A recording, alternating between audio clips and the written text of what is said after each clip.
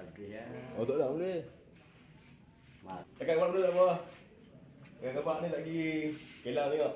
Oh. Aduh. Balik bila maju. Ni balik. Biar apa lagi ya.